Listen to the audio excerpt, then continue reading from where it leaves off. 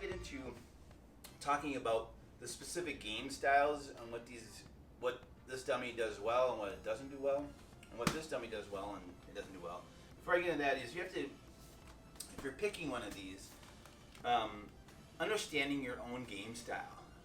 If you're a top player and you just kind of want to refine your techniques on top,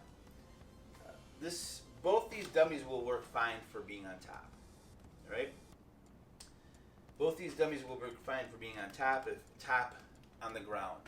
Now, if you want to do if you're into wrestling or judo, or you want to work some self-defense stuff for throws, you can do more with this one than this one. Now, if you want to do throws on this one, you can. You're just going to be holding it up. So you fill this up with 45 pounds, you're going to be holding 45 pounds and throwing it. Right? So this one, I also have some, I think I have some collie sticks in here too to keep it standing up a little bit, because it will bend over, because I don't have it super packed. So know your game when you're picking this, and by watching this video, you kind of understand what games are good in your game, your own game development. What you're typically good. Are you a bottom guy? Do you like to work for more closed guard? Are you bottom meaning underneath it? So do you want to work sweeps? Do you want to work submissions? Do you want to work transitions from the bottom? And are you working more jiu-jitsu? If you're working more jiu-jitsu on the ground kind of stuff, your kneeling dummy is going to be the one you'd want to go with. If you want to do throws, if you're doing more wrestling, if you're doing judo, and maybe you're just a pure top guy, you throw them and then you get into side control, mount, maybe north-south, this is your dummy, all right? This is a good one. If you want to work some closed guard, you can, but it's not very helpful. So understand your game style. So let's get into the specific versus, the kneeling versus the standing, and your area of your game style. Now, a lot of people will debate how many positions there are in jiu-jitsu, and it can depend on what your style of jiu-jitsu is. Are you more of a competitor, sport jiu-jitsu kind of person? Do you get into more of a self-defense kind of jiu-jitsu? Do you get into a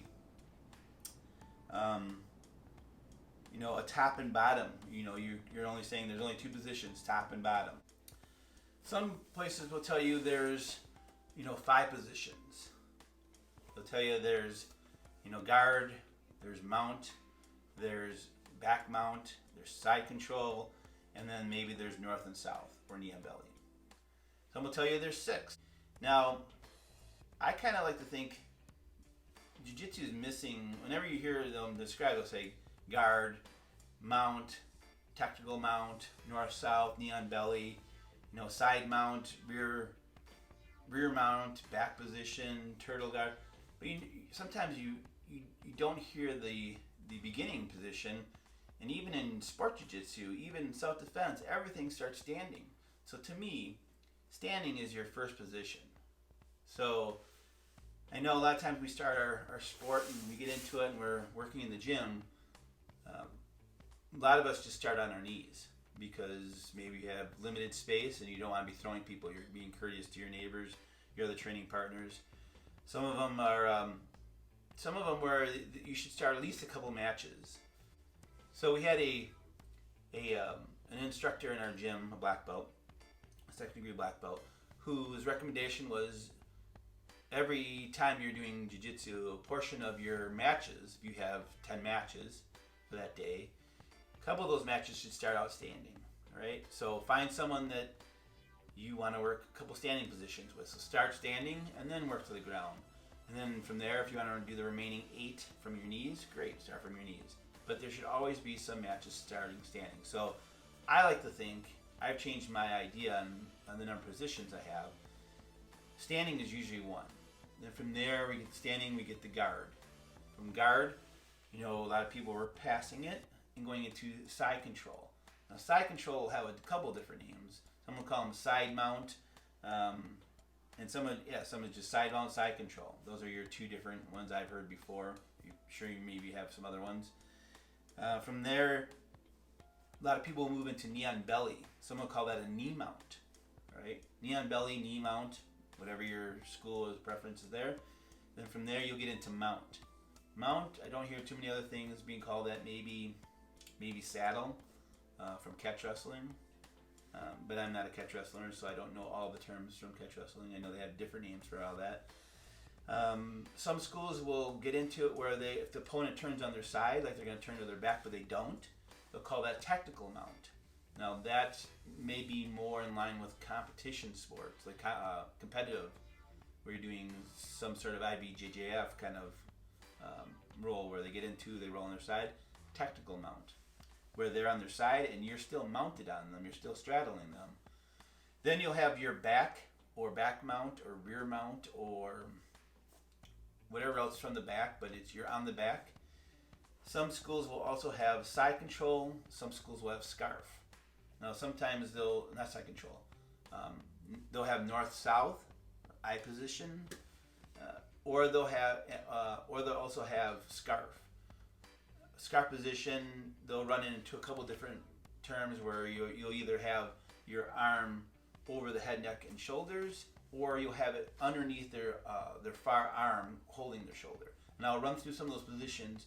Each one of these dummies works well for those too. So again, know your positions you want to work, and if you're really looking if you're a beginner, look at standing, look at guard, look at mount, look at side control, knee on belly, and then from there, if you want to work in a scarf or you want to work in back control, that's great. Some will even throw in. I know Stephen Kesting uses in his kind of journey, or he has a free document. If you look at it, he has 6 areas, and I believe it's guard, I believe it's mount, side control, I believe there's knee on belly, there's back control, and then he has something called turtle. All right. Now, if you go a little bit further back and you go into Eduardo Tullis, he has a whole system that he calls turtle guard. Some people say there is no such thing as turtle guard. I think he would beg to differ. I like to play a lot of turtle stuff, so I have some attacking stuff from turtle. This dummy will allow you to play offensive turtle and defensive turtle. I have some videos on my channel if you're interested in looking at those. This one here covers a lot more of the ground game than this one right here. This one will get you some ground game and some top game for takedowns. Now, will it stand on its own? It won't stand on its own, but if you go into my channel again, I have some where I'm doing some double leg takedowns and some single leg sweep kind of takedowns. I've used this for self-defense when I get into working some hip throws, and that's pretty much it. It's usually just hip throws with this dummy. So those are your positions. Know what your school teaches you, what you need to know for either your rank or your belt or for self-defense. Maybe you don't even have to have a knowledge of those for your rank or whatever. Know what your game development is. Know your positions. I'm going to run through those and tell you and show you the pro and cons for those positions on this one and then on this one. So we'll see that in the next one. And we're going to start with standing.